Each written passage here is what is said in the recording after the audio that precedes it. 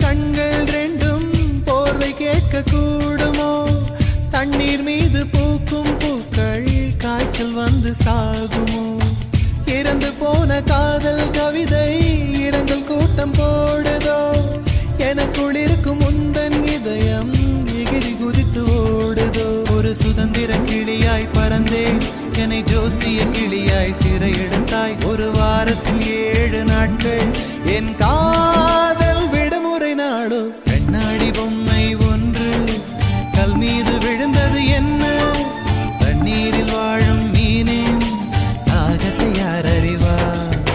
காதலியே காதலியே காதலையின்